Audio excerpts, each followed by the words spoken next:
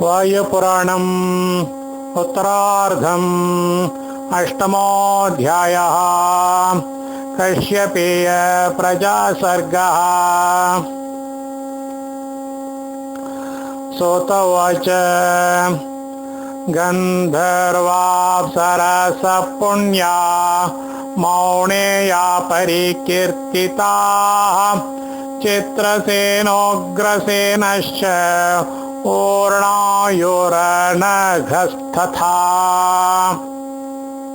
धृतराष्ट्रपुलोमा च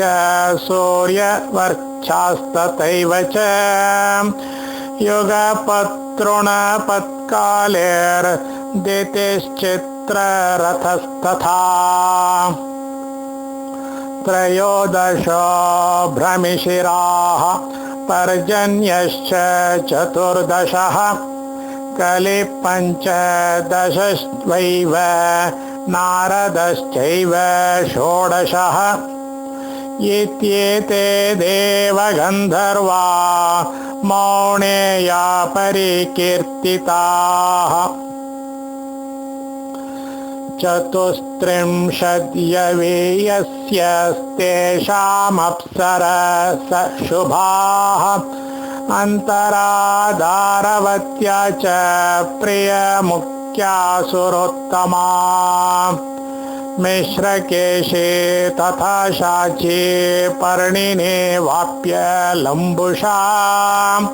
मारीची पुत्रिका चैव विद्युद्वर्णतिलोत्तमा अद्रिका लक्षणा चैव देवी रम्भा मनोरमा सुवरा च सुबाहुश्च पूर्णिता सुप्रतिष्ठिता पुण्डरीका सुगन्धा च सुदन्ता सुरसा तथा हेमा सरस्वती चैव सुवृत्ता कमला च या सुभुजा हंसपादा च लौकिक्योऽप्सरसस्तथा गन्धर्वाप्सरसो हेता मौनेया परिकीर्तिताः गन्धर्वाणां दुहितरो मया या परिकीर्तिताः तासां नामानि सर्वासां कीर्त्यमानानि मे शृणु। सुयशा प्रथमा तासां गान्धर्वी तदनन्तरं विद्यावते चारुमुखे सुमुखे च वरानना तत्रे मे सुयशा पुत्रा महाबलपराक्रमाः प्रचेतस सुता यक्षास्तेषां नामानि मे शृणु। कम्बलो हरिकेशश्च कपिलकाञ्चनस्तथा मेघमालितो यक्षाणां गण एष उदाहृतः सुयशाया दुहितरश्चतस्रोऽप्सरसः स्मृताः तासां नामानि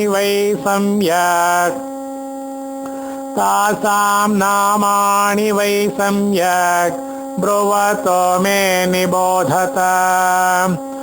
लोहे ये त्वभवज्येष्ठा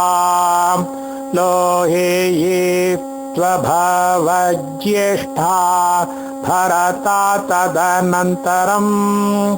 कृशाङ्गी च विशाला च रूपेणा प्रतिमा तथा ताभ्यो परे यक्षगणाश्चत्वार परिकीर्तिताः उत्पादिता विशालेन विक्रान्तेन महात्मना लोहेया भरतेयश्च कृशाङ्गेयश्च विश्रुतः विशालेश यक्षाणां पुराणे प्रथिता गणाः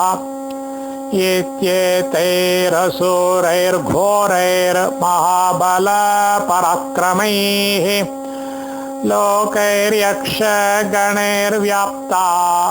लोकालोकविदाम्बराः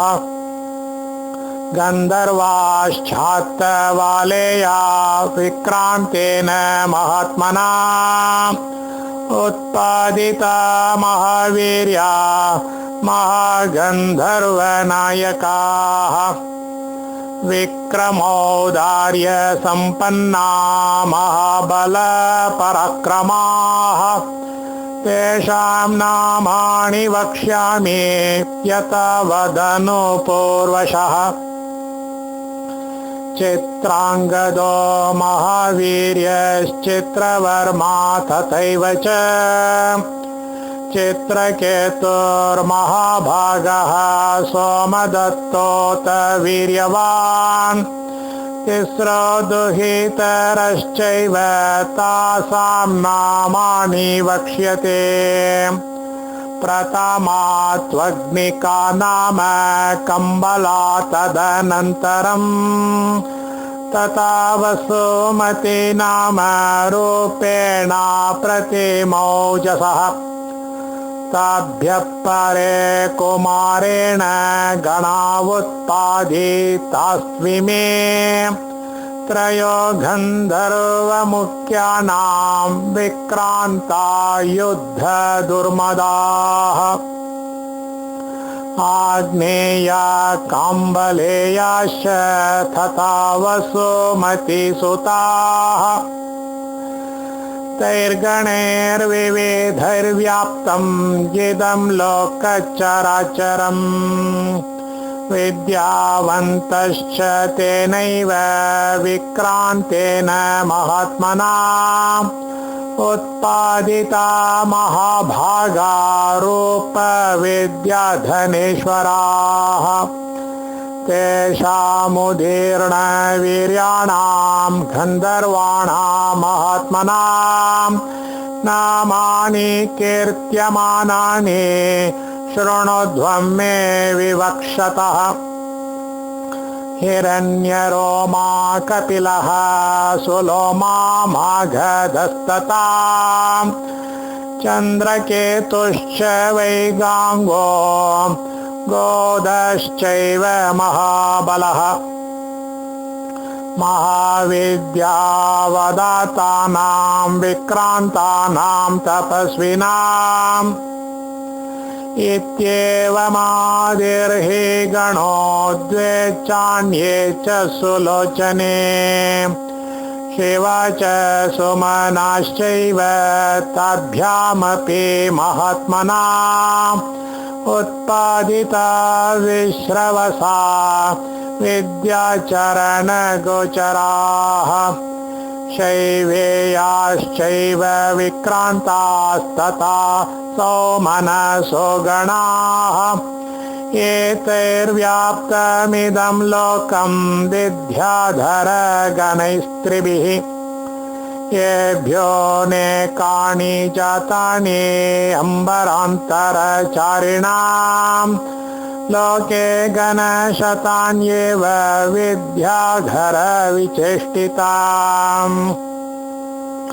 अश्वमुखाश्च तेनैव विक्रान्तेन महात्मना उत्पादिता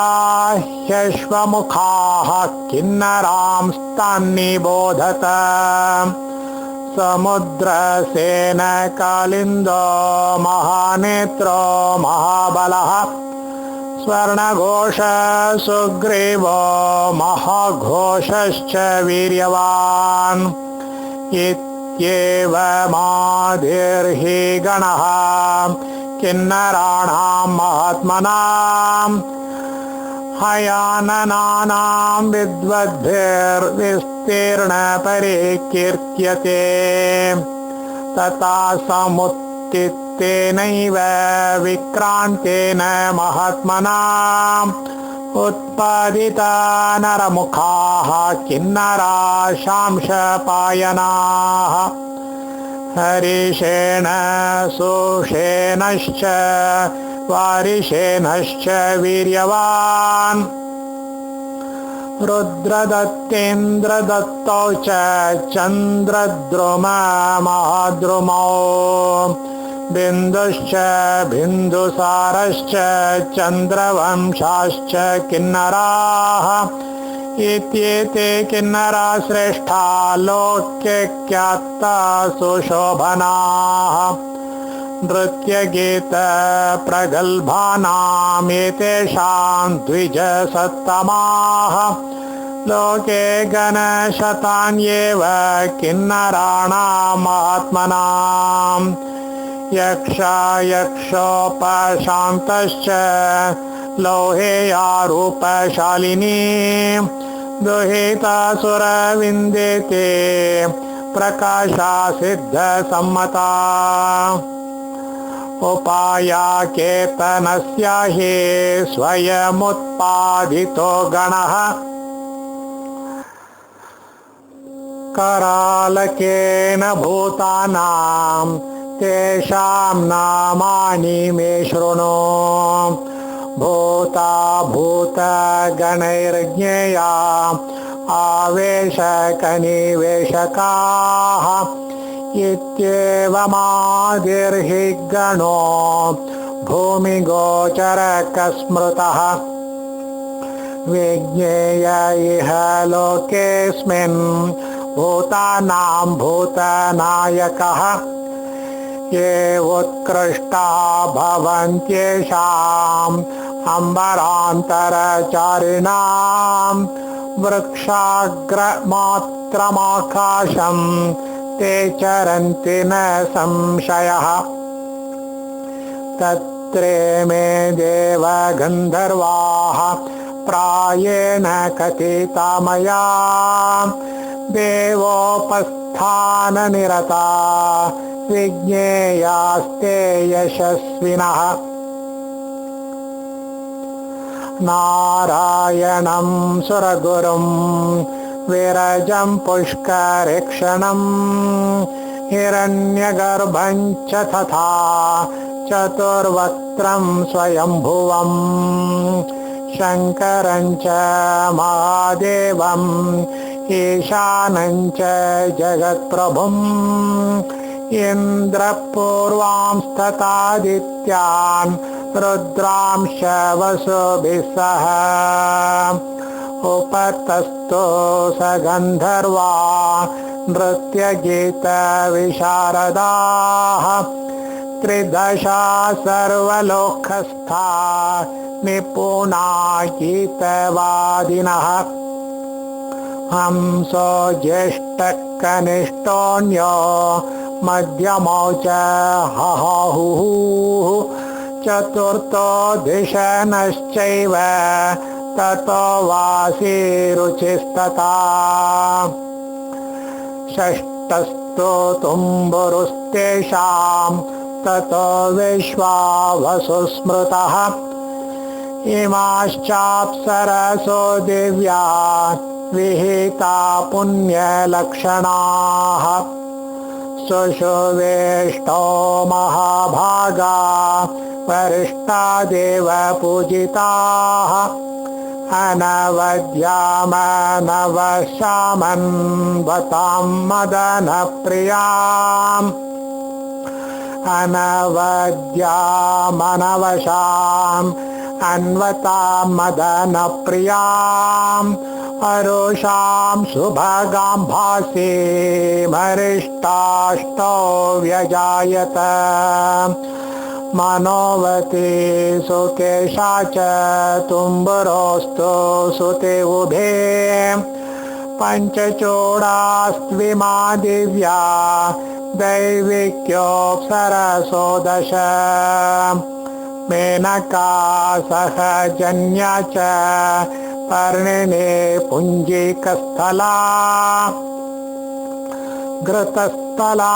घृताची च विश्वाची पूर्वचित्यपि प्रम्लोचेत्यभिविख्यातान् उम्लोचन्ति तथैव च अनादिनिधनस्याथ यज्ञे नारायणस्य या ऊरो सर्वाणवद्याङ्गे उर्वश्येकादशी स्मृता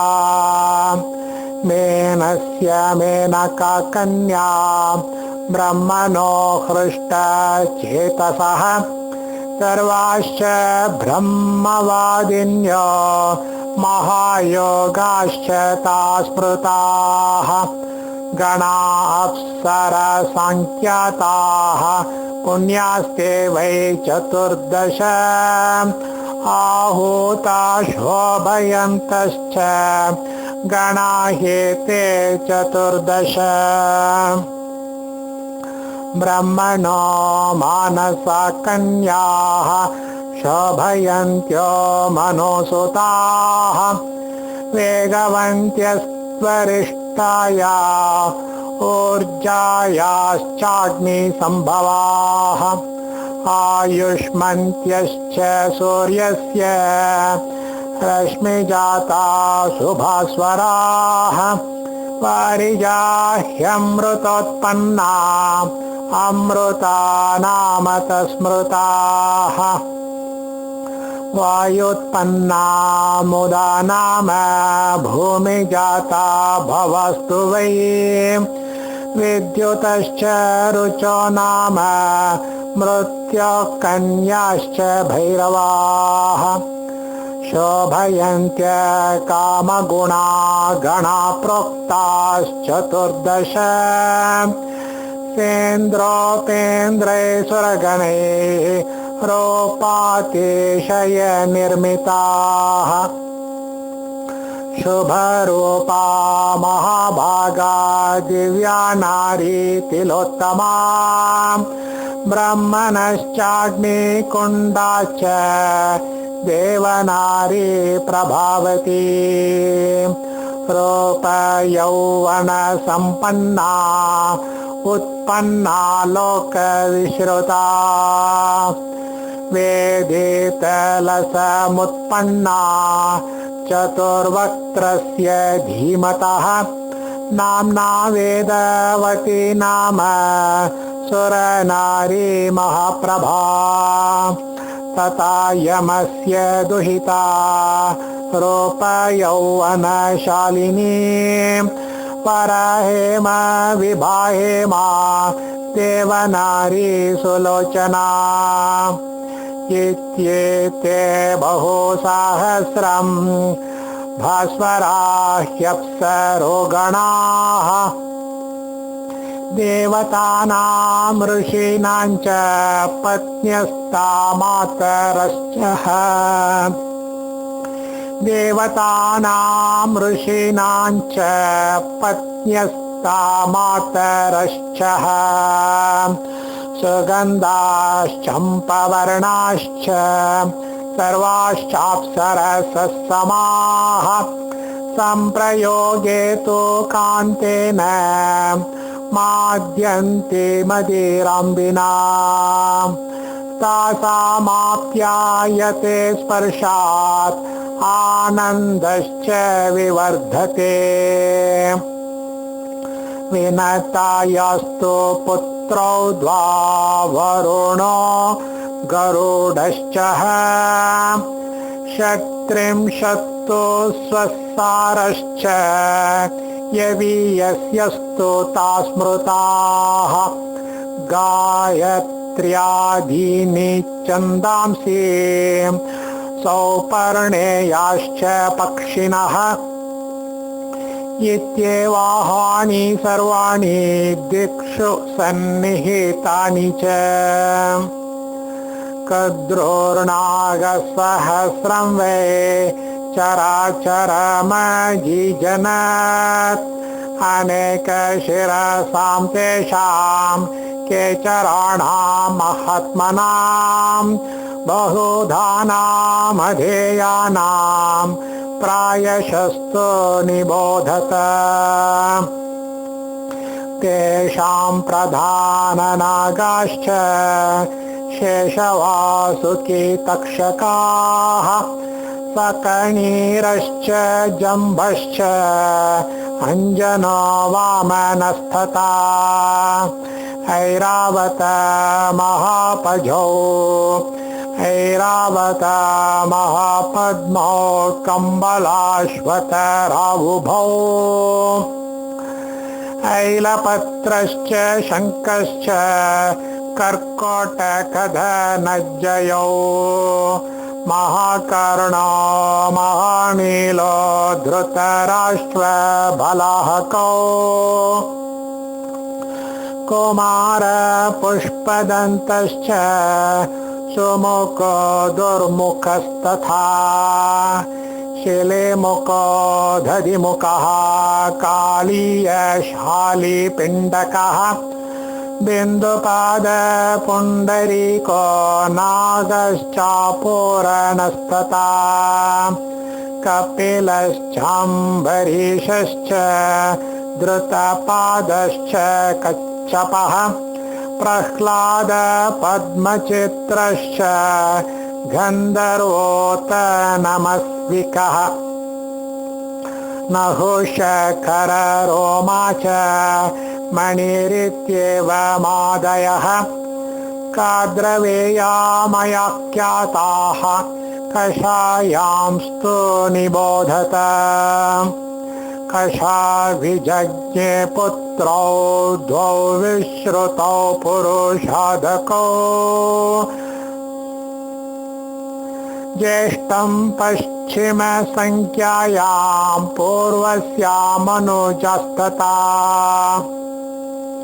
विलोहितं विकर्णं च पूर्वं सा जनयत्सुतं चतुर्भुजं चतुष्पादं द्विमूर्धानं द्विधागतिं सर्वाङ्गकेशं स्थूलाङ्गं तुङ्गनासं महोदरं स्थूलशीर्षं महाकर्णं मुञ्जाकेशं मनोरथम् हस्त्योष्टं दीर्घजङ्गं च अश्वदंष्ट्रं महाहनुं रक्तजिह्वं जटाक्षं च स्थूलास्यं दीर्घनासिकम् गुह्यकं शितिकर्णं च महानन्दं महामुखम् एवं विधं कषापुत्रं विजज्ञे सातिभीषणं तस्यानुजं द्वितीयं तु कषा चैव व्यजायत त्रिशीर्षं च त्रिपादं च त्रिहस्तं कृष्णलोचनम् ऊर्ध्वकेशं हरिश्मश्रुं शिलासंहननं दृढं ह्रस्वकायं सुबाहुं च महाकायं महाबलम् आकर्णदारितास्यं च लम्बभ्रूं स्थूलनासिकं स्थूलोष्टमष्टदंष्ट्रं च द्विजिह्वं शङ्कुकर्णकम्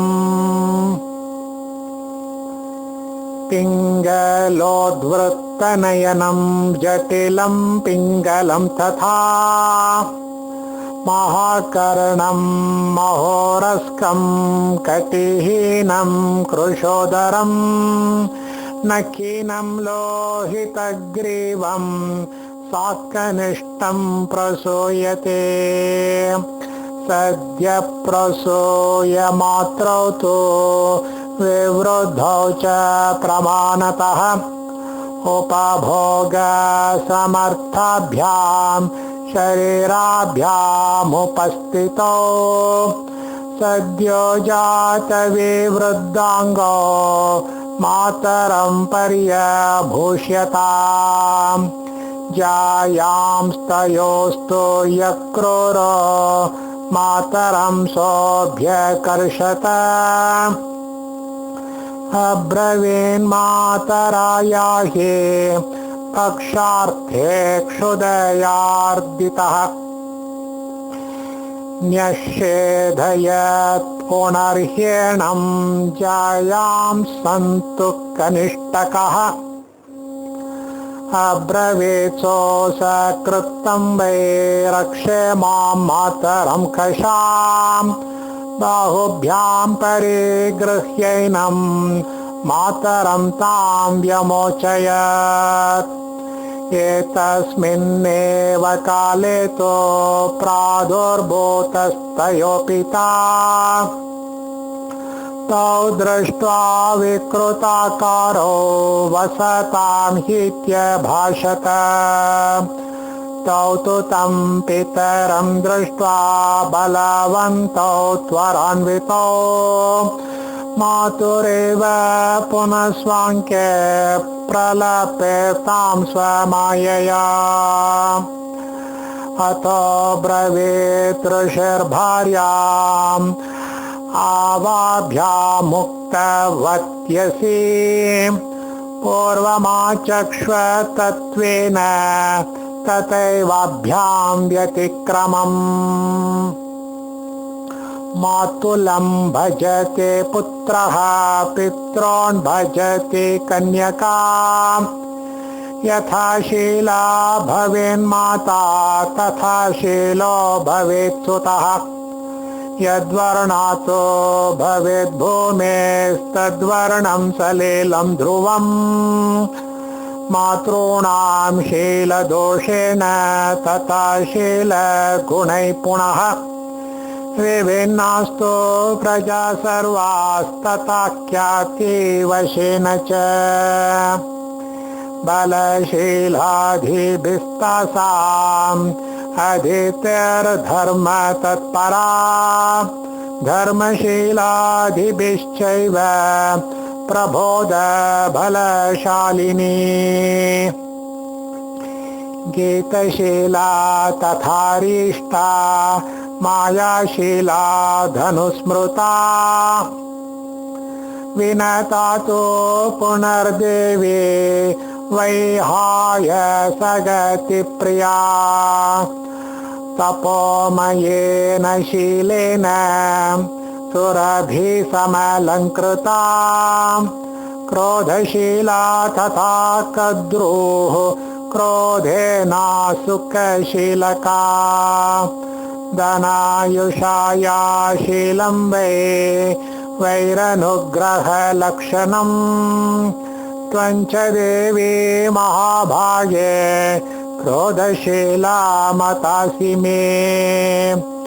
इत्येतानि सशीलानि स्वभावालोकनानृणाम् कर्मतो यत्नतो बुद्ध्या रूपतो बलतस्तथा क्षमातश्चैव भिन्नानि भावितार्थबलेन च रजसत्त्वतमो वृत्तिर्विश्वरूपा स्वभावतः मातुलन्त्वनो यातास्ते पुत्रका गुणवृत्तिभिः इत्येवमुक्त्वा भगवान् कषामप्रतिमां तदा पुत्रावाहूयसाम्ना वै चक्रे सोममभीतयः ताभ्यां च यत्कृतं तस्यास्तदा चष्ट तदा कषा मात्रा यथा समाख्यातं कर्म ताभ्यां पृथक् पृथक्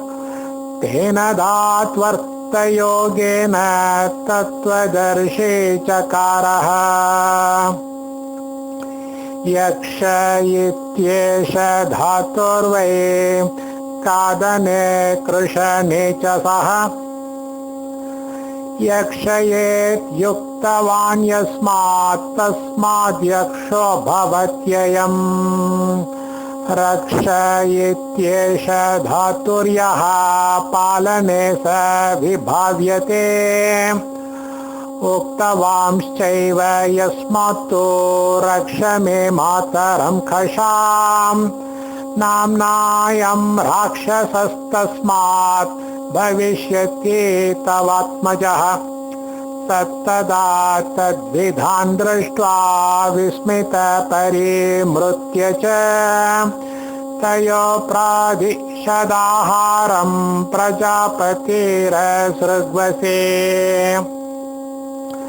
पिता तौ क्षुधितौ दृष्ट्वा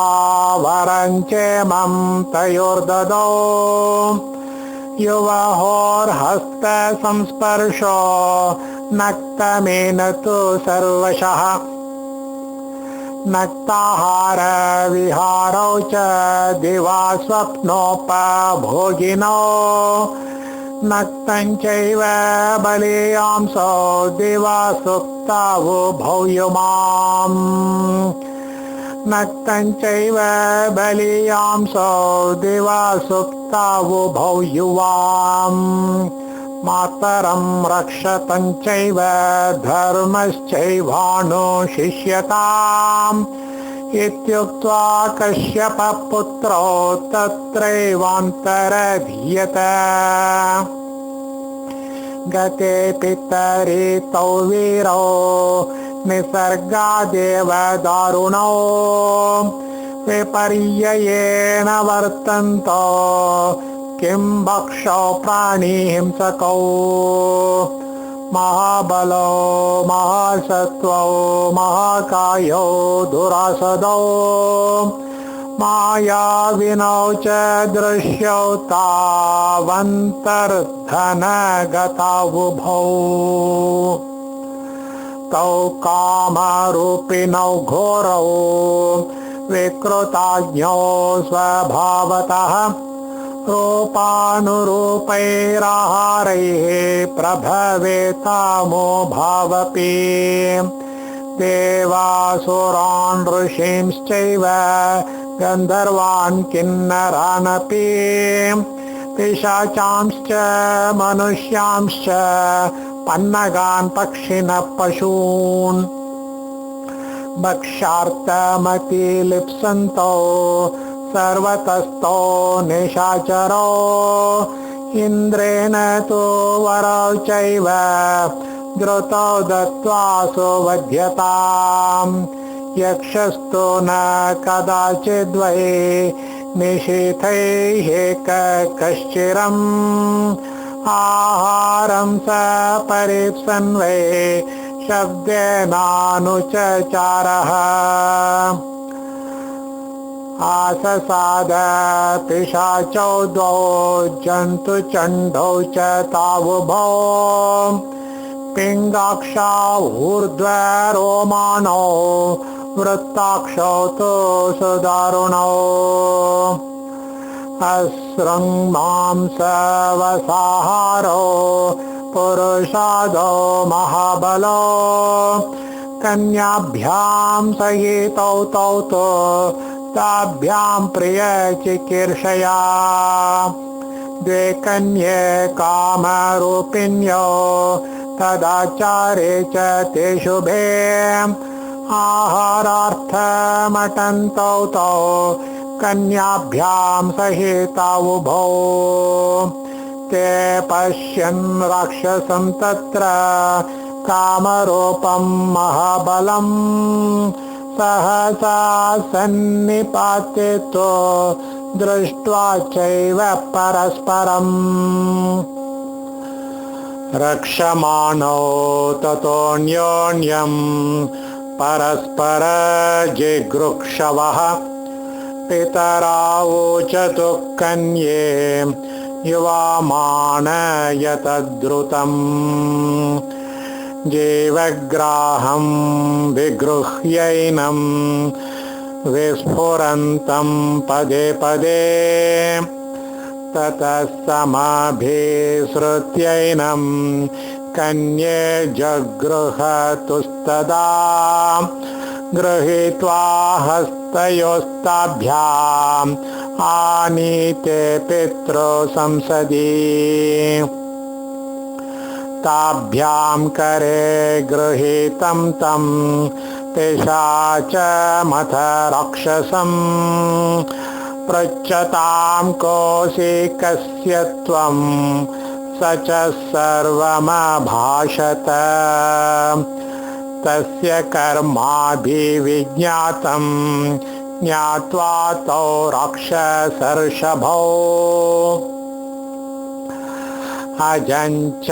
षण्डं तस्यैते प्रत्यपादयतां सुते तौ तुष्टौ कर्मणा तस्य कन्ये द्वे ददतु सुते पैशाचेव विवाहेन सुदत्या बुद्धवाहनः अजकण्डश्च ताभ्यां तौ तदा श्रावयतां धनम् इयं ब्रह्मधना नाम मम कन्या यलोमिका ब्रह्मसत्त्वधनाहारा इति कण्डोऽभ्यभाषत इयं जन्तुधना नाम कन्या सर्वाङ्गसुन्दरी जन्तवोऽस्याधनाहारास्तावश्रावयतां धनम् सर्वाङ्गकेशी नाम्ना च कन्या जन्तुधना तथा अकर्णान्ताप्यरोमा च कन्या ब्रह्मधना तु या ब्रह्मधनं प्रसूता सा धनाना चैव कन्यका एवं पिशाच कन्येते मिथुने द्वे प्रसूयताम् तयो प्रजा विसर्गञ्च ब्रुवतो मे निबोधत हेति प्रहेति रुग्रश्च पौरुषेयो वधस्तथा विस्फोर्जिश्चैव वातश्च आपो व्याघ्रस्तथैव च सर्पश्च राक्षसाहेते यातु धानात्मजा दश सूर्यस्यानुच्चराह्येते सह तेन भ्रमन्ति च हेति पुत्रस्तथा लङ्कोर्द्वावेव चात्मजो माल्यवांश्च सुमाली च प्रहेति तनयान् शृणु प्रहेति तनय श्रीमान् पुलोमा नाम विश्रुतः वधपुत्रो निकुम्भश्च क्रूरो वै ब्रह्म राक्षसः वातपुत्रो विरागस्तु आपपुत्रस्तु जम्बुकः व्याघ्रपुत्रो निरानन्दो जन्तूनां विघ्नकारकः इत्येते वै परिक्रान्ताः क्रूरा सर्वे तु राक्षसाः कीर्तिता यातु धानास्तु ब्रह्मधानान् निबोधत यज्ञपिता धुनिक्षेमो ब्रह्मा पापोत यज्ञः स्वाकोटककलिसर्पो ब्रह्मधानात्मजा दश स्वसारो ब्रह्मराक्षस्य तेषाञ्चेमासु दारुणाः रक्तकर्णा महाजिह्वाक्षया चैवोपहारिणी एतासामान्वये जाताः पृथिव्यां ब्रह्म राक्षसाः श्लेष्मातकतरुष्वेते प्रायशस्तु कृतालयाः इत्येते राक्षसाक्रान्ता यक्षस्यापि निबोधत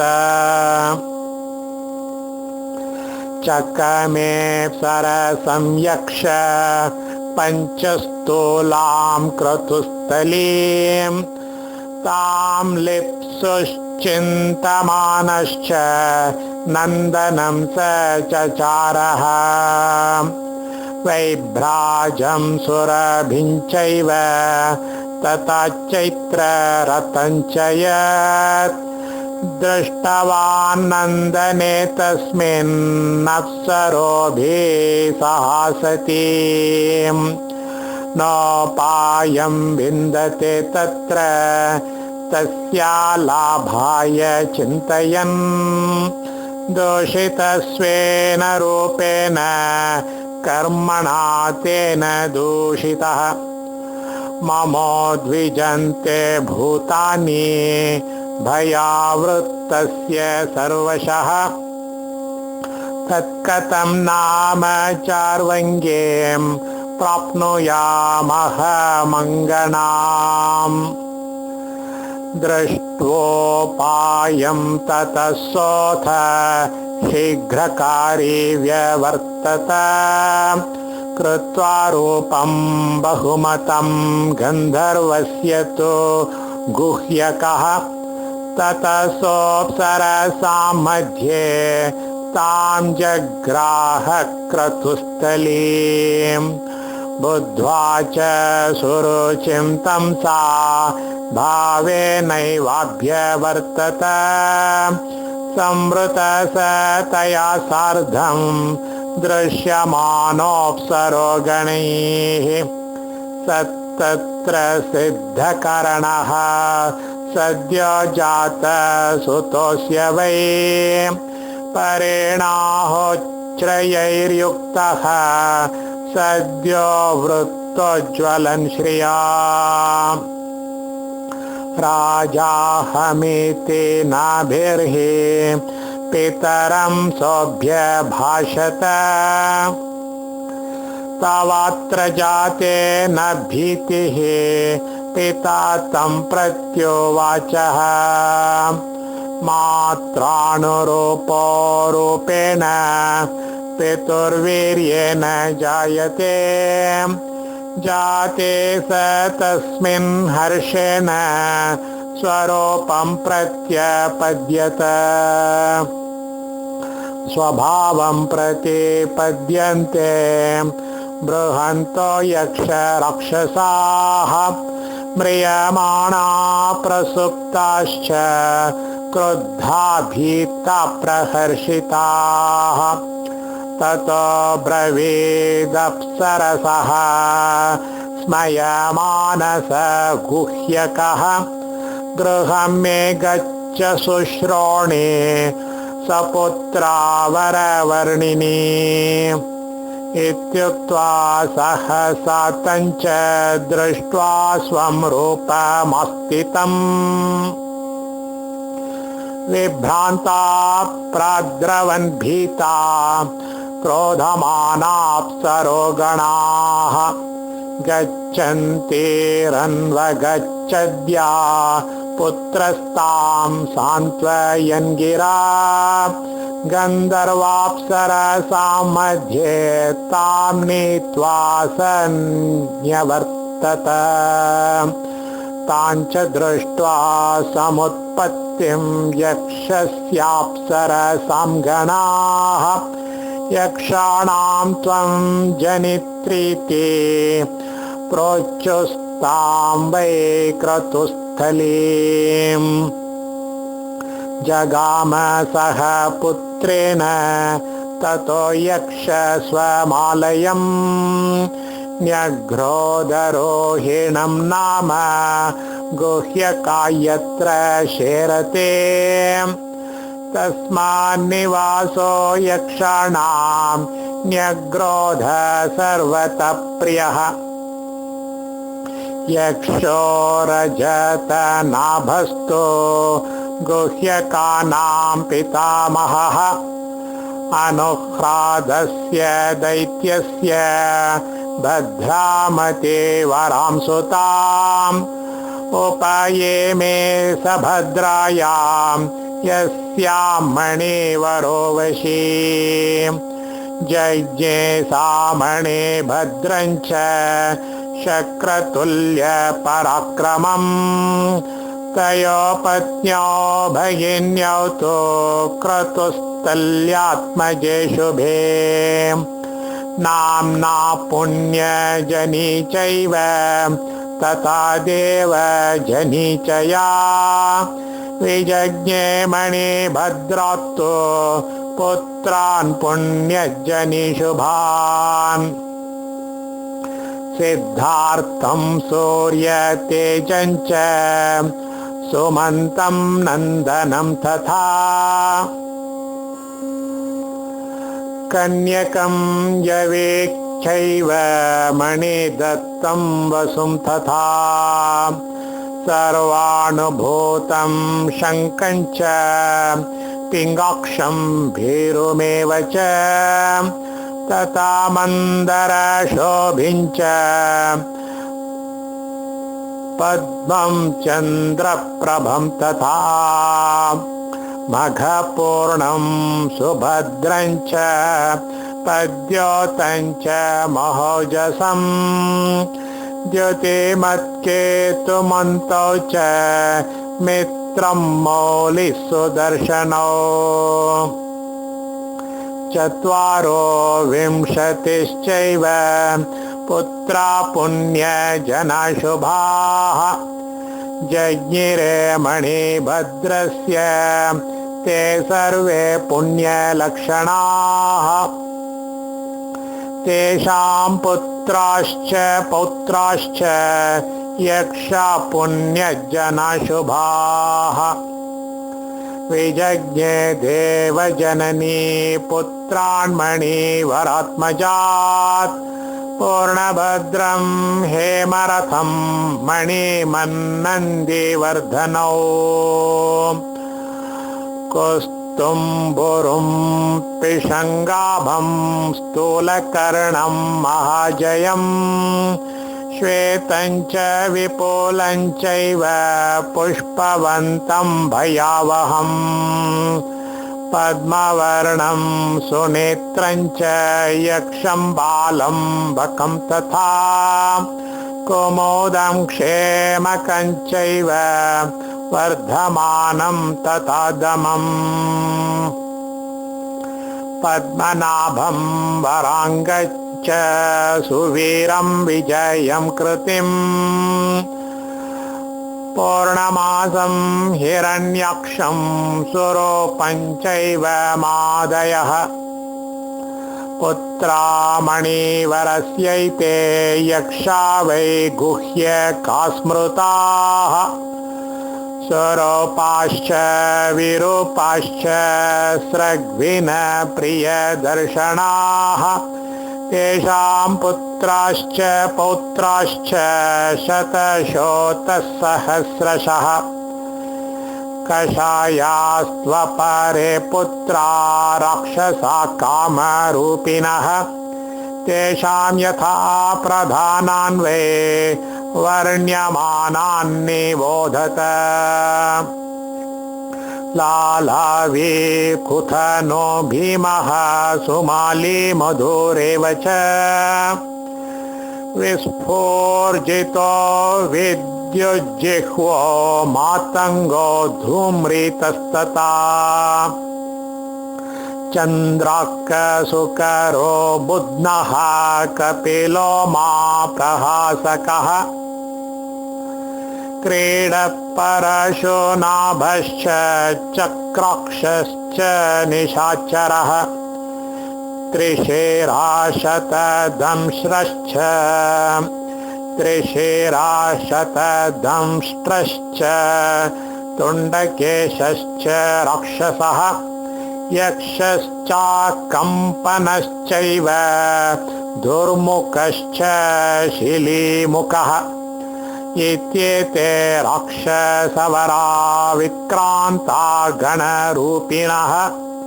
सर्वलोकचरास्ते तु त्रिदशानां समक्रमाः सप्त चान्या दुहितरस्ताः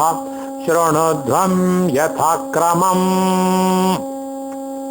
तासाञ्च य प्रजासर्गो येन चोत्पादिता गणाः आलम्बा उत्कचा कृष्णा निवृतो कपिला शिवा केशिनी च महाभागा भगिन्य सप्तया स्मृताः ताभ्यो लोकामिषादश्च हन्तारो युद्ध दुर्मदाः उदीर्णा राक्षसगणा इमे उत्पादिता शुभाः आलम्बेयो गणक्रूर उत्कच्चेयो गणस्तथा तथा कार्ष्णेय शैवेया राक्षसाह्युत्तमा गणाः तथैव नैऋतो नाम त्रयम्बकानुचरिणः उत्पादित प्रजासर्गो गणेश्वर चरेण तु उत्पादिता बलवता उदीर्णा यक्ष राक्षसाः विक्रांता शौर्य संपन्ना नैऋता देव राक्षसाः येषामधिपतिर्युक्तो नाम्नाख्यातो विरूपकः तेषां गणशतानेका उद्धृतानां महात्मनां प्रायेणानुच्चरन्त्येते शङ्करं जगत्प्रभुम् दैत्यराजेन कुम्भेन महाकाया महात्मना उत्पादिता महावीर्या महाबलपराक्रमाः कपिलेया महावीर्या उदीर्णा दैत्यराक्षसाः कंपनेन च यक्षेण केशिन्यास्ते परे जनाः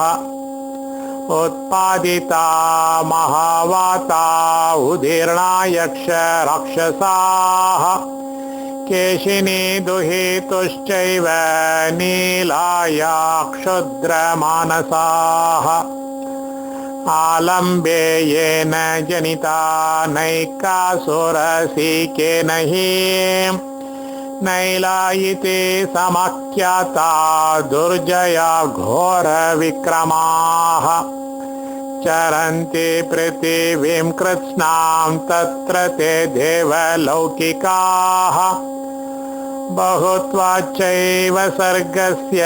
तेषां वक्तुं न शक्यते तस्यास्त्वपि च नीलाया विकचा नाम राक्षसी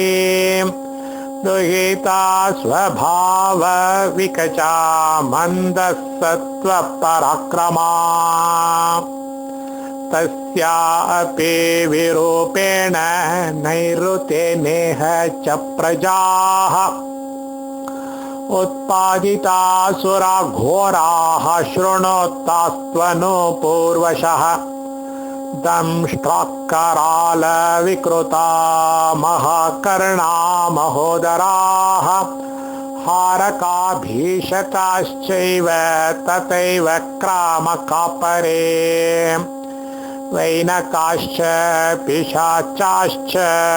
वाहका प्राशकापरे भूमिराक्षसकाह्येते मन्दा पुरुषविक्रमाः चरन्त्यदृष्टपूर्वाश्च नानाकाराः ह्यनेकशः उत्कृष्ट बलसत्त्वा ये ते च वै केचरा स्मृताः लक्षमात्रेण चाकाशं स्वल्पं चरन्ति वै एतैर्व्याप्तमिमं लोकं शतशोत्तसहस्रशः भूमिराक्षसकैः सर्वैरनेकैः क्षुद्रराक्षसैः नानाप्रकारैराक्रान्ता नानादेशासमन्ततः समासाभिहताश्वैव ह्यष्टौ राक्षसमात्तरः अष्टौ विभागा ह्येषां हि विख्याता अणुपूर्वशः भद्रकानिकरा केचित् यज्ञनिष्पत्तिहेतुकाः सहस्रशतसङ्ख्याता मर्त्यलोकविचारिणः पूतना मातृसामान्यास्तथा भूतभयङ्कराः बालानां मानुषे लोके ग्रहा वैमानहेतुकाः स्कन्दग्रहादयश्चैव आपक्कास्त्रासकादयः कौमारास्ते तु विज्ञेया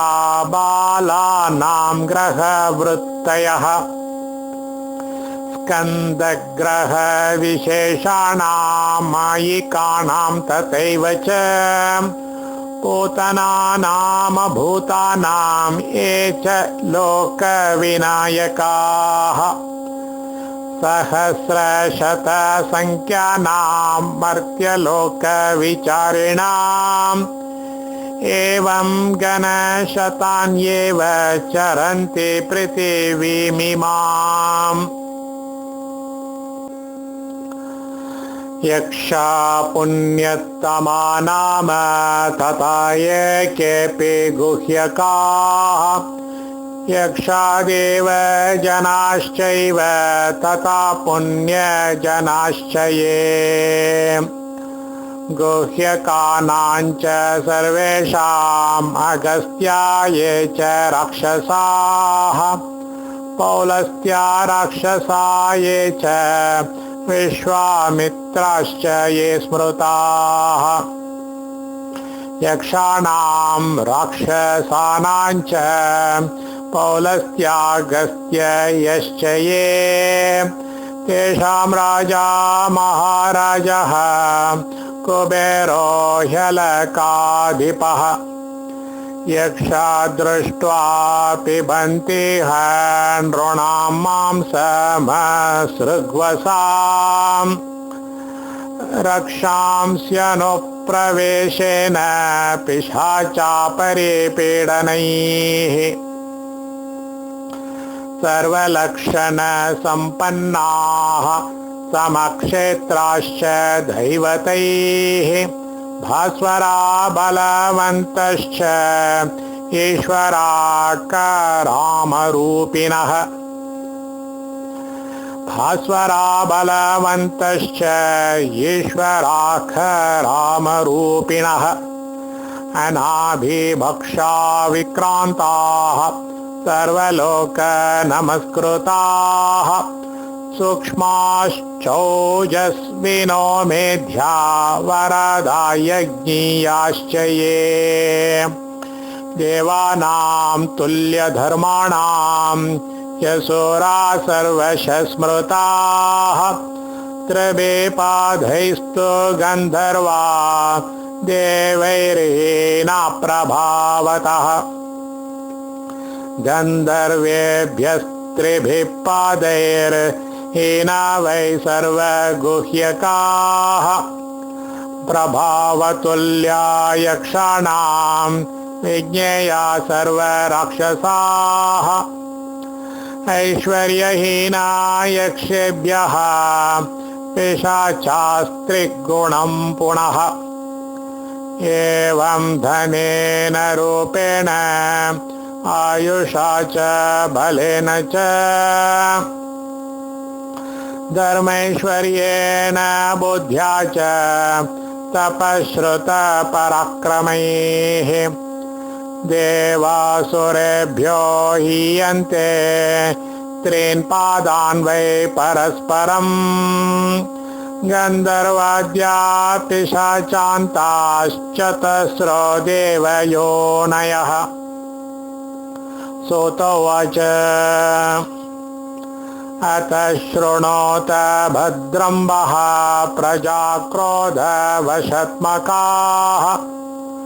क्रोधायां कन्यका जज्ञे 12 ह्यात्मसम्भवाः।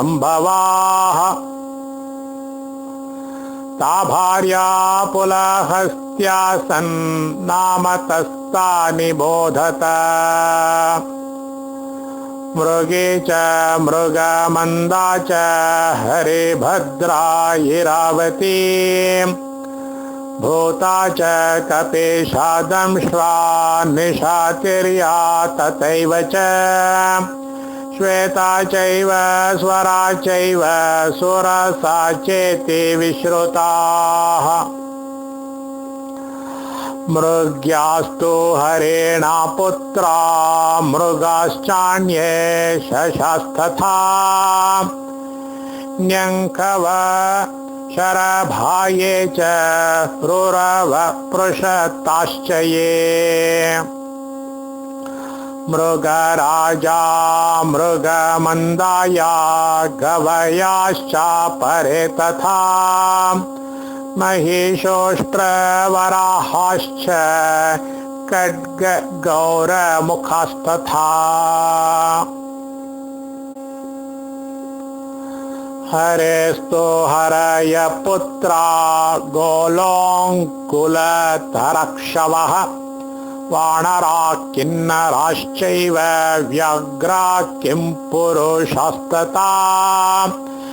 इत्येवमादयोऽन्येऽपि इरावत्या निबोधत। सूर्यस्याण्डकपाले द्वे समानीयतो भुवनः। हस्ताभ्यां परिगृह्याथ रतन्तरमगायत। साम्ना प्रसूयमानेन सद्य एव गजोऽभवत्। सप्रायच्छदिरावत्यै पुत्रार्थसतो भुवनः। इरावत्या सुतो यस्मात् तस्मादैरावत स्मृतः। देवराजोपवाह्यत्वात् प्रथमसमतङ्गराट्।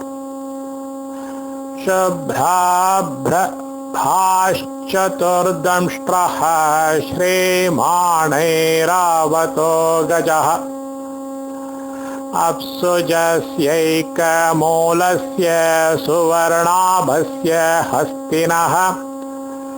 षड्दन्तस्य हि भद्रस्य औपावाह्यश्च वै बलः। तस्य पुत्रोऽञ्जनश्चैव सुप्रतीकोऽत वामनः।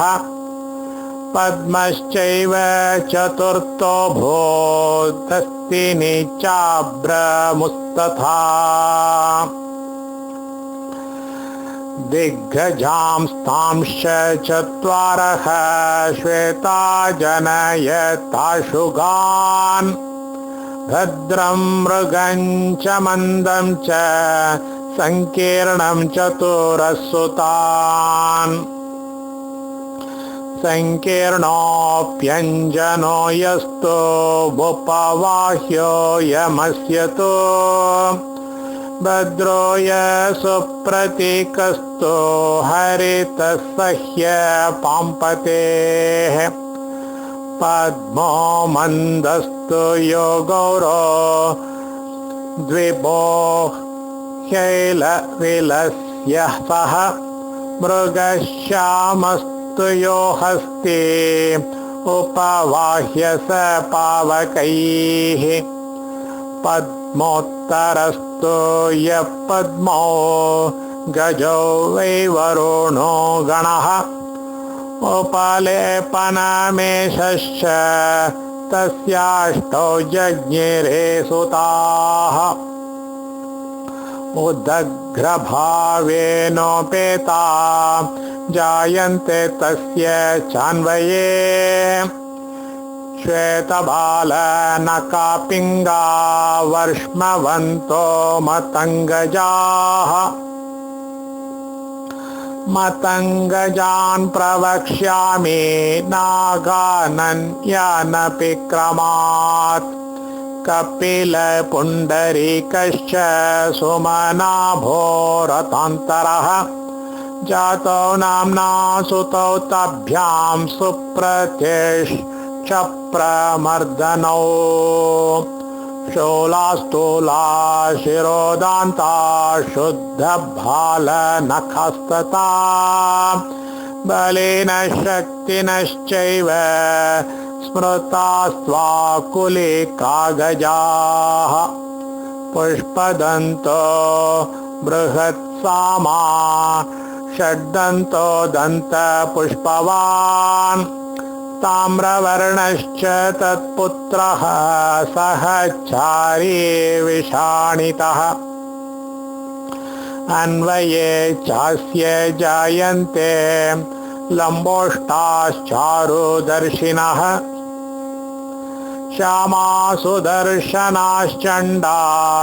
नानापीडायताननाः वामदेवोऽञ्जनश्यामः साम्नो जज्ञेत वामनः भार्या चैवाङ्गदा तस्य नीलवल्लक्षणौ सुतौ चञ्जास्वात्र शिरोग्रीवा व्यूढोरस्कास्तरस्विनः नरैर्बद्धा कुले तेषां जायन्ते विकृता गजाः सुप्रतीकस्तु रूपेण नास्त्यस्य सदृशो गजः तस्य प्रहारी सम्पाति पृथुश्चित्तिसुतस्त्रयः पशवो दीर्घताल्वौष्ठाः सुविभक्तशिरोदराः जायन्ते मृदु सम्भूता वंशे तस्य मतङ्गजाः अञ्जनादञ्जना साम्नो विजज्ञे चाञ्जनावती एवं माता तयोश्चापि प्रतितायुरजसुतौ महाविभक्तशिरसः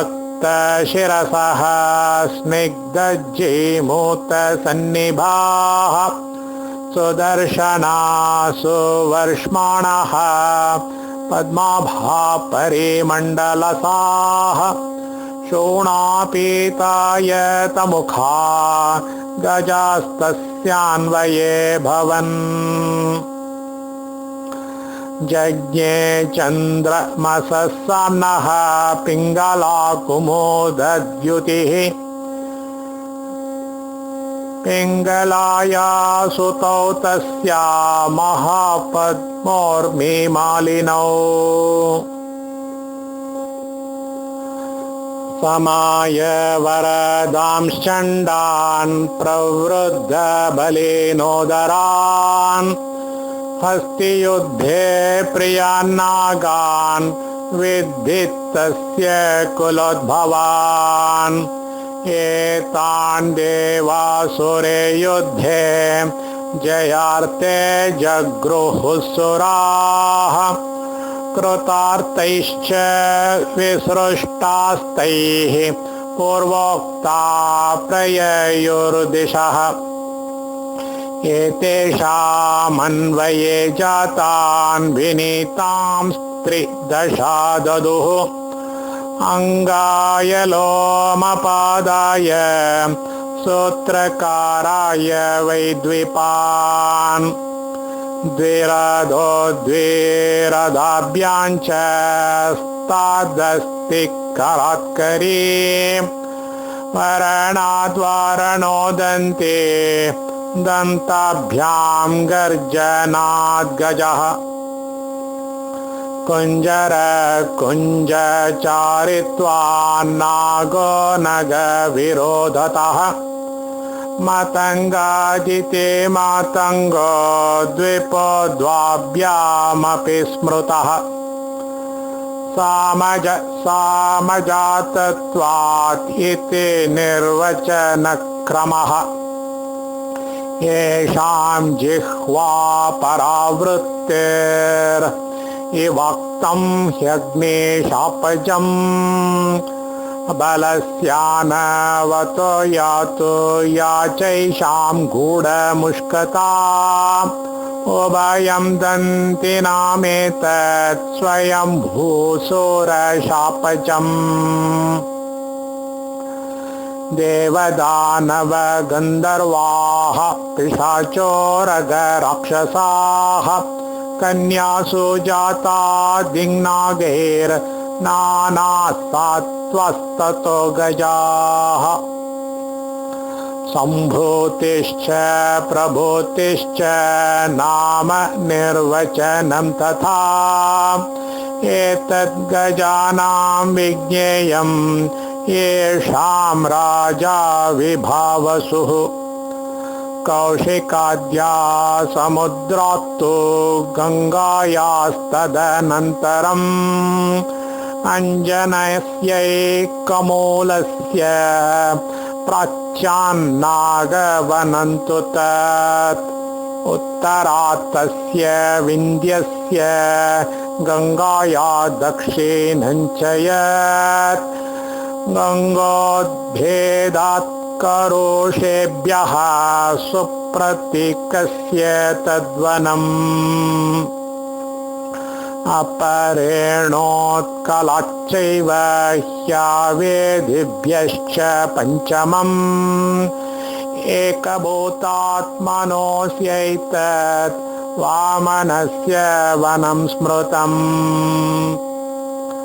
अपरेण तु लौहित्यम् आसिन्धो पश्चिमेन तु यमस्यैतत् वनं प्रोक्तम् अनुपर्वतमेव तत् भूतिर्विजज्ञे भूतांश्च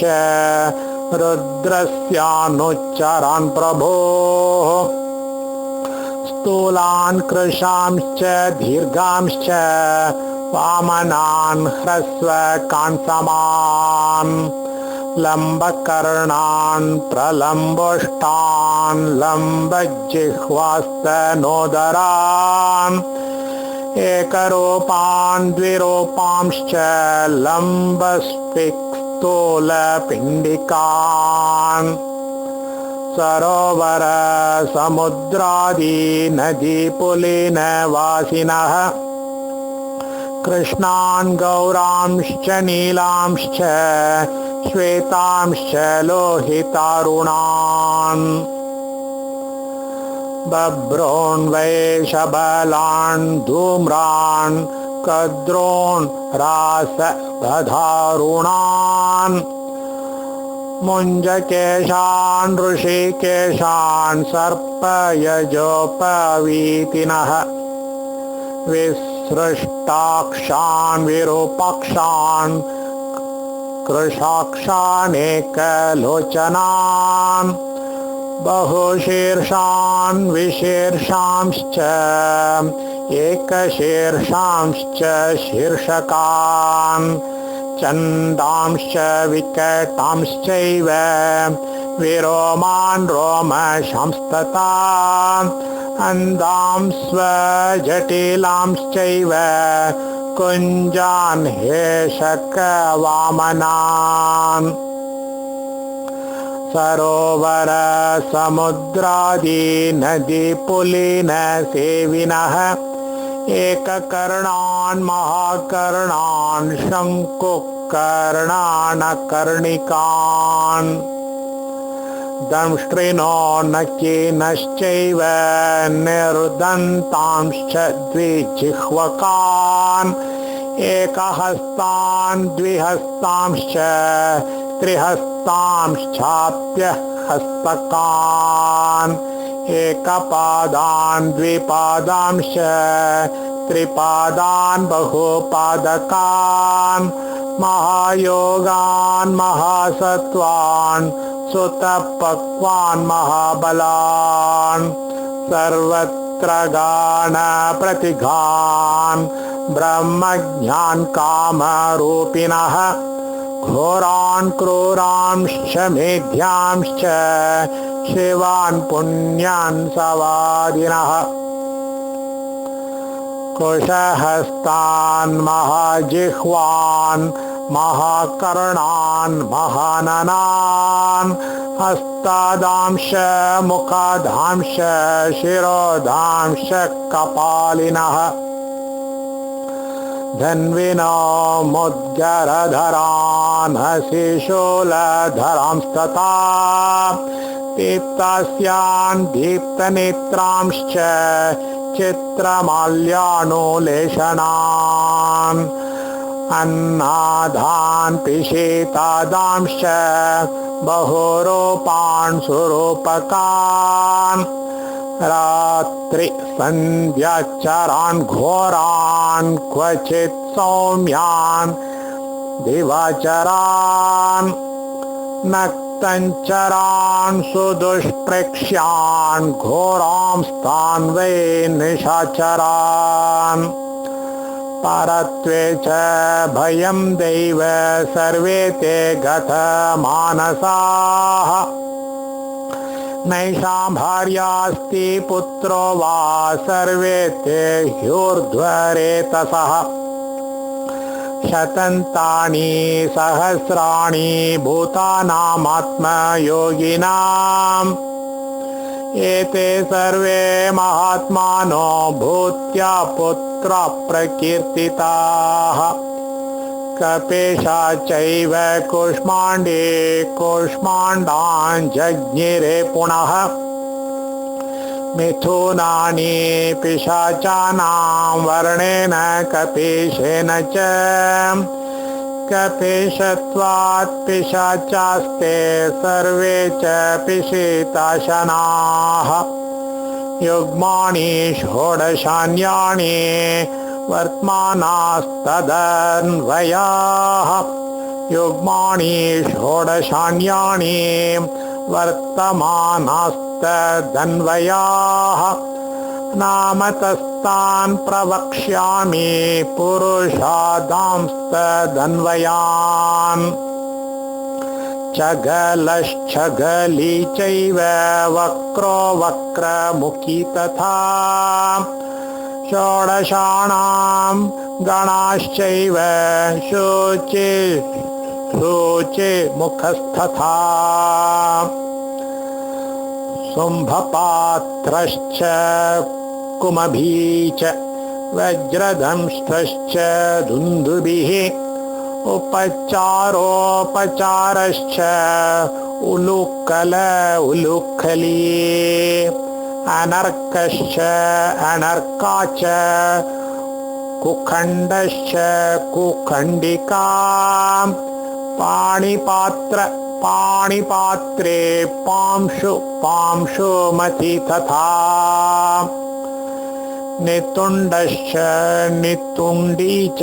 निपुणा निपुणस्तथा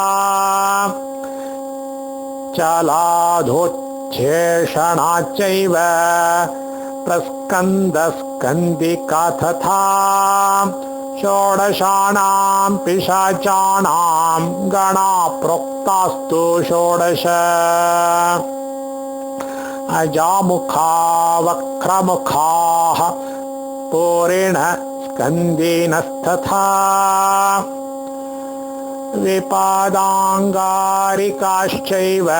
कुम्भपात्रा प्रकुन्दकाः उपचारो लोखलिका ह्यनर्काश्च कुखण्डिकाः पाणिपात्राश्च नैतुण्डा ऊर्णाशा निपुणस्तथा शुचे मुखोच्छेषनादाः कुलान्येतानि षोडश इत्येता ह्यभिजातास्तु कूष्माण्डानां प्रकीर्तिताः। पिशाचास्ते तु विज्ञेयाः सुकल्पा इति जज्ञिरे बीभत्सं विकृताचारं पुत्रपौत्रमनन्तकम्।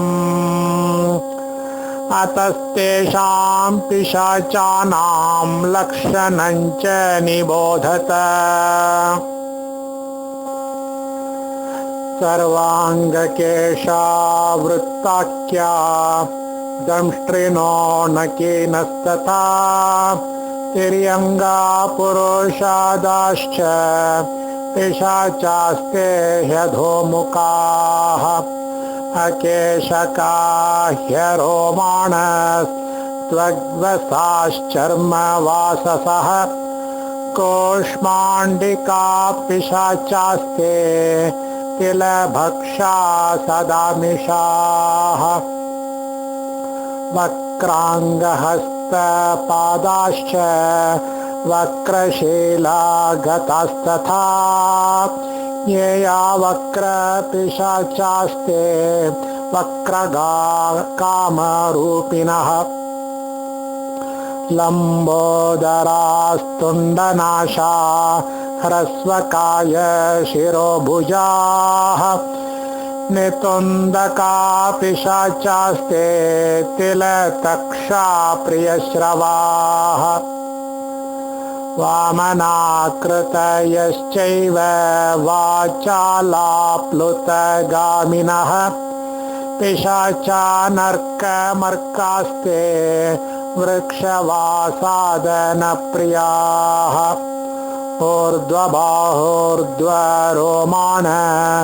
ऊर्ध्ववृक्षास्तथालयाः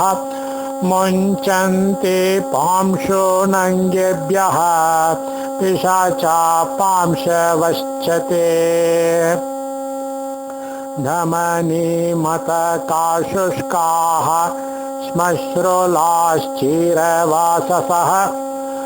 उपवीरा पिशाचाश्च श्मशानायतनास्तथा। विष्टब्धाक्षा महाजिह्वा लेलिहाना युधुखलाः हस्त्युष्ट्रस्थूलशिरसो विरता बद्धपिण्डकाः। पिशाचा शुम्भपात्रास्ते अदृष्टान्नानि भुञ्जते सूक्ष्मास्तु रोमशापिङ्गा दृष्टा दृष्टाश्चरन्ति वै अयुक्ताश्च विशन्तिः निपुणास्ते पिशाचकाः आकर्णधारितास्याश्च लम्बश्रोस्तूलनासिकाः हस्तपादाक्रान्तगणा ह्रस्वकाक्षिते दृष्टयः बालादास्ते पिशाचा वै सोतिकागृहसेविनः पृष्ठत पाणिपादाश्च ह्रस्वका वातरंहसः पिशीतादा पिशाचास्ते संग्रामे रुधिराशिनः नग्नकाशनिकेताश्च लम्बकेशाश्च पिण्डकाः पिशाचास्कन्दिनस्ते वै अन्या उच्चुस्सनाशिनः षोडश जातयस्तेषां पिशाचानां प्रकीर्तिताः एवं विधान् पिशाचांस्तु दीनान् दृष्ट्वानुकम्पया तेभ्यो ब्रह्मा वरं पादात् कारुण्यादल्पचेतसः अन्तर्धानं प्रजास्तेषां कामरूपत्वमेव च उभयो सन्ध्ययोश्चारं स्थानान्याजीवमेव च गृहाणीयानि भग्नानि शून्यान्यल्पजनानि च विध्वस्तानि च यानि स्योरनाचारोषितानि च असंस्पृष्टोपलिप्तानि संस्कारैर्वर्जितानि च राजमार्गोपरत्याश्च निष्कुण्ठाश्चत्वराणि च द्वाराण्यष्टालकाश्चैव निर्ममान् सङ्क्रमांस्तथा यतो नद्योततीर्थानि चैत्यवृक्षान् महापथान् पिशाचा विनिविष्टा वै स्थानेष्वेतेषु सर्वशः अधार्मिका जनास्ते वै आजीवा विहितासुरैः वर्णाश्रमा संकरिकाः कारुशिल्पे जनस्तथा अमृतोपमसत्त्वानां चौरविश्वासघातिनाम् एतैरन्यैश्च बहुभिरन्यायोपार्जितैर्धनैः एतैरन्यैश्च बहुभिरन्यायोपार्जितैर्धनैः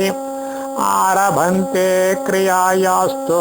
पिशाचास्तत्र देवताः मधुमांसौदनैर्दध्ना तिलचूर्णसुरासवैः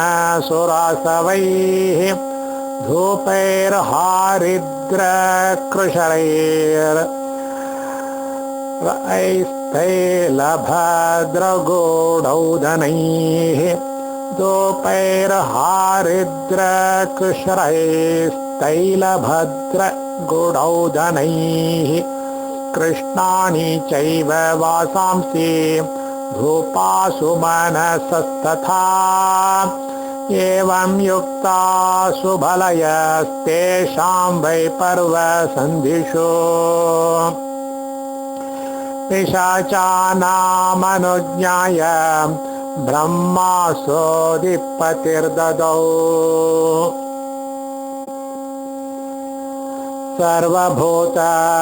सर्वभूतपिशाचानां गिरीशं शूलपाणिनं दृष्ट्वा त्वजनयन् पुत्रान् व्याघ्रान् सिंहांश्च भामिनी द्विपिनश्च सुतास्तस्या व्यालेयाश्चामीशाशिनः ऋषयश्चापि काप्येन प्रजासर्गं निबोधत तस्य दुहितरपञ्च तासां नामानि मे शृणु मीना माता तथा वृत्ता परिवृत्ता तथैव च अनुवृत्ता तु विज्ञेया तासां वै शृणोत प्रजाः सहस्रदन्ता मकराः पाटीनास्तामरोहिताः इत्येवमादिर्हि गणो मैनो विस्तीर्ण उच्यते ग्राहाश्चतुर्विधा ज्ञेयास्तथानुज्येष्ठका अपि निष्कांश्च शिशुमारांश्च मता व्यजनयत् प्रजाः वृत्ता कूर्म विकाराणि नैकानि जलचारिणां तथा शङ्क विकाराणि जनयामास नैकशः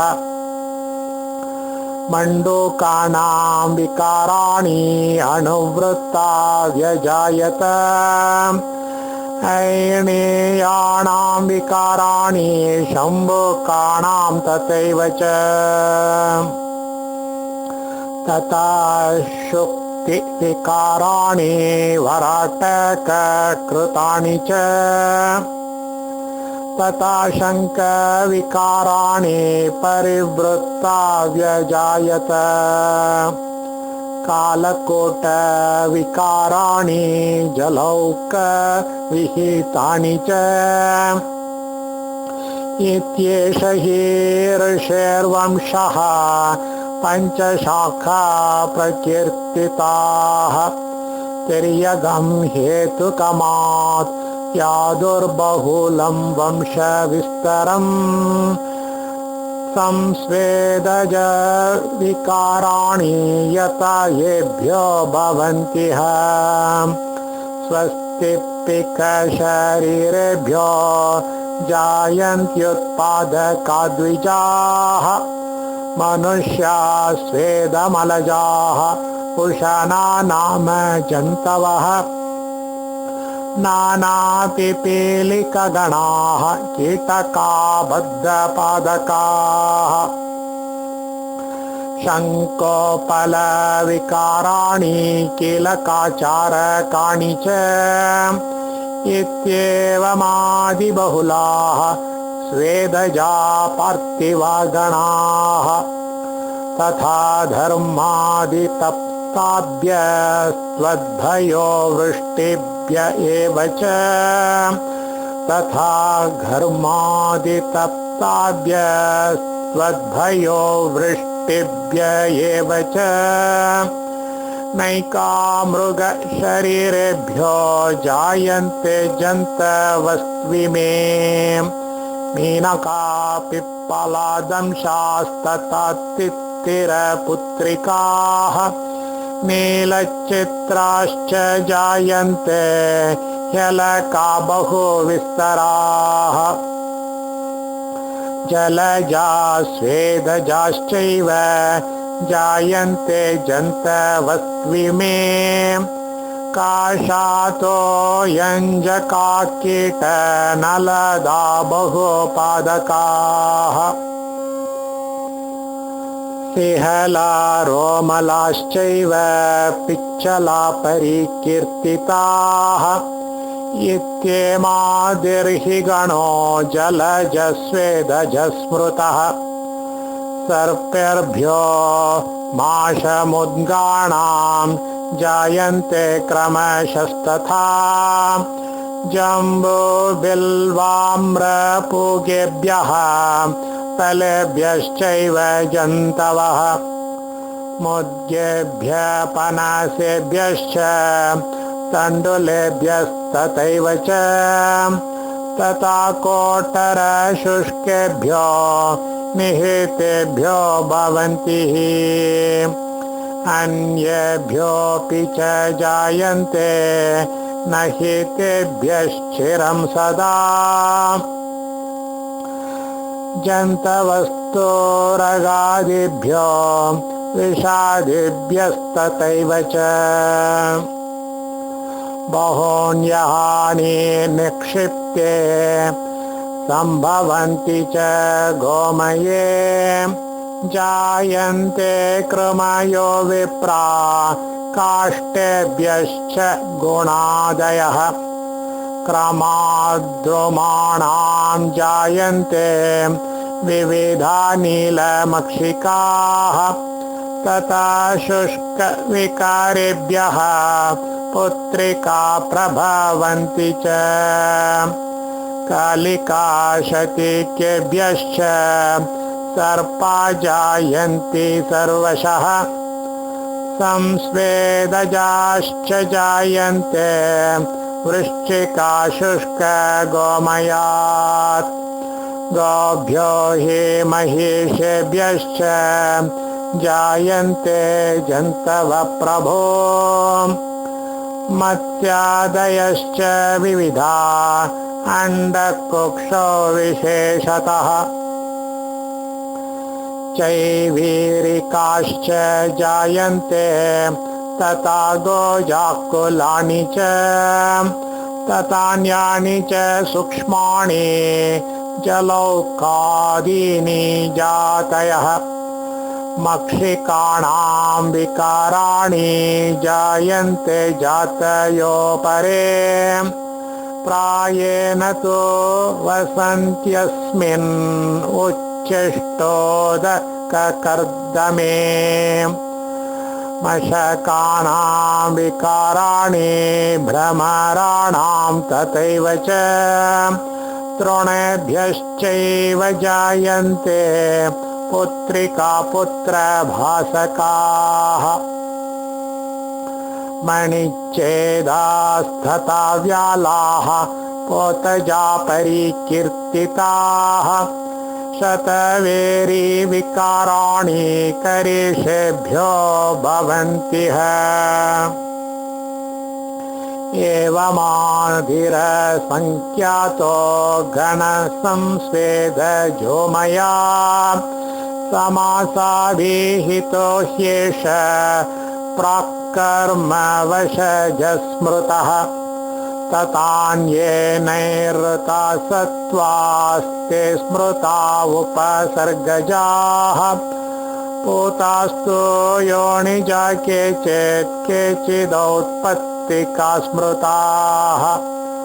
प्रायेण देवा सर्वे वै विज्ञेया ह्युपपत्तिजाः केचित्तु योनिजा देवाः केचिदेवा निमित्ततः तूलालागश्च कोलश्च शिवकन्या तथैव च अपत्यं सरमायस्तु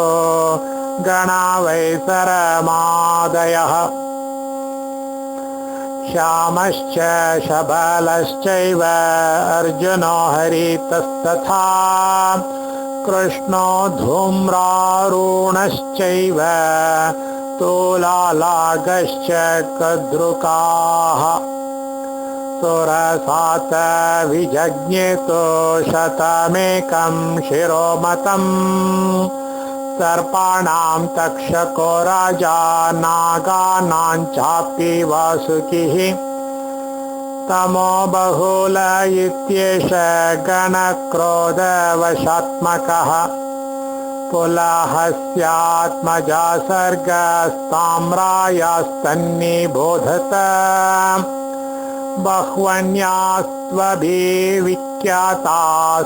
बह्वन्यास्त्वभिविख्यातास्ताम्रायाश्च विजज्ञिरे शेणे भासि तथा क्रौञ्चे धृतराष्ट्रेषु कि तथा अरुणस्य भार्या शेणितो वीर्यवन्तो महाबलो सम्पातिञ्च जटायुञ्च प्रसूता पक्षी सत्तमो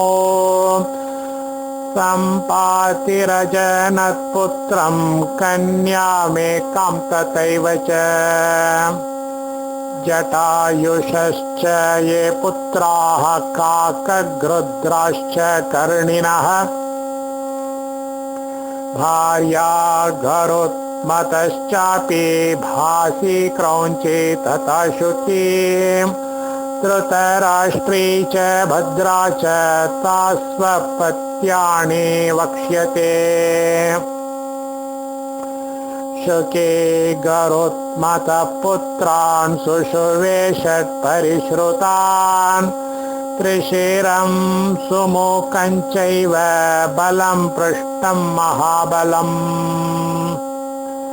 त्रिशङ्कनेत्रं सुमुखं सुरूपं सुरसम्बलम् येषां पुत्राश्च पौत्राश्च गरुडाणां महात्मनाम् 14 सहस्राणि क्रूराणां पन्नघाशिनां पुत्रपौत्र विसर्गाश्च तेषां वै वंशविस्तरः व्याप्तानि यानि देशानि तानि वक्ष्ये यथाक्रमम् शाल्मले द्वीपमखिलं देवकोटं च पर्वतम्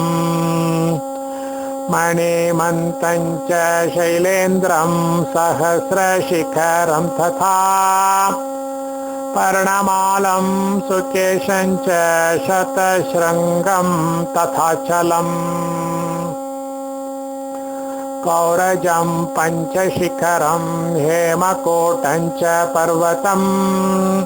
प्रचण्डवायो प्रभवैर्दीपिते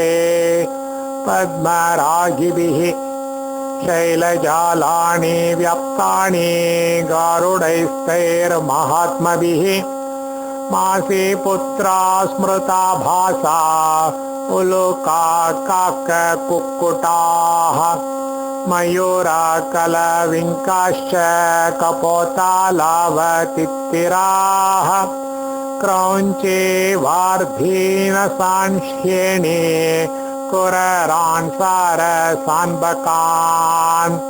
इत्येवमादयोऽन्येऽपि क्रव्यादाये च पक्षिणः धृतराष्ट्री च हंसाश्च कलहंसांश्च भामिनी चक्रवाकांश्च विहगान् सर्वांश्चैवाधकान् द्विजान् एतानेव विजज्ञेत पुत्रपौत्रमनन्तकम् करोडस्यात्मजा प्रोक्ता इराया शृणोत प्रजाः इरा प्रजज्ञे कन्या वै तिस्रकमललोचनाः वनस्पतीनां वृक्षाणां विरुधाञ्चैव मातरः लता चैवात्तवल्ली च विरुधा चेति तास्तु वै लता वनस्पतिं जज्ञे ह्यपुष्पान् फुलीनस्थितान् युक्तान् पुष्पफलैर्वृक्षान् लता वै सम्प्रसूयते अत वल्ली तु गुल्मांश त्वक्सारास्तृणजातयः विरुधा तदपत्यानि वंशश्चात्र समाप्यते एते कश्यपदायादा व्याख्यातास्थाणुजङ्गमाः तेषां पुत्राश्च पौत्राश्च यैरिदं पूरितं जगत् इति सर्गैकदेशस्य कीर्तितो वयवो मया मारीचोऽयं प्रजासर्गः समासेन प्रकीर्तिताः न शक्यं व्यासतो वक्तुम् अपि वर्षशतैर्द्विजाः अदितिर्धर्मशीला तु बलशीलादिति स्मृता तपःशीला तु सुरधेर्मायाशीला धनुस्मृता क्रूरशीला तथा कद्रुः क्रौञ्चथ श्रुतिशालिनी इराग्रहणशीला तु दनायोर्भक्षणे रता वाहशीला तु विनता ताम्रा वै पाशशालिनी स्वभावालोकमातॄणां शीलान्येतानि सर्वशः धर्मतशीलतो बुद्ध्या क्षमया बलरूपतः रजसत्त्वतमो वृत्ता धार्मिकास्तु वै मातृतुल्याश्चाभिजाताः कश्यपस्यात्मजा प्रजाः देवतासुरगन्धर्वा यक्षराक्षसपन्नगाः पिशाचा पशवश्चैव मृगापतङ्गविरुदः यस्मादाक्षायणी श्वेते जज्ञिरे मानुषेष्विह मन्वन्तरेषु सर्वेषु तस्माच्छ्रेष्ठास्तु मानुषाः धर्मार्थकाममोक्षाणां मानुषा साधकास्तु वै ततोऽधस्रोतसस्ते वै उत्पद्यन्ते सुरासुराः जायन्ते कार्यसिद्ध्यर्थं मानुषेषु पुनः पुनः इत्येवं वंशप्रभवः प्रसङ्ख्यातस्तपस्विनाम् सुराणामसुराणां च गन्धर्वाप्सरसंस्थतां यक्षरक्षपिशाचानां सुपर्णोरगपक्षिणां यक्षरक्षपिशाचानां सुपर्णोरगपक्षिणां व्यालानां शिकीनां चैव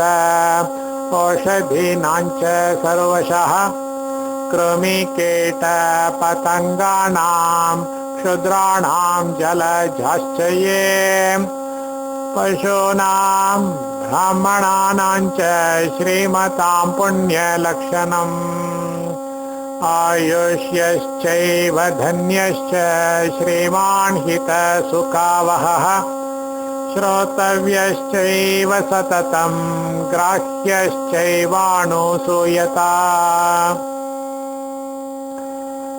इमन्तु वंशं नियमेन यः पठेन् महात्मनां ब्राह्मण वैद्यसंसदि अपत्यलाभं हि लभेत् सुपुष्कलं श्रियं धनं प्रेत्य च शोभनां गतिम् इति श्रीमहापुराणे वायुप्रोक्ते कश्यपीय प्रजासर्गो नामाष्टमोऽध्यायः।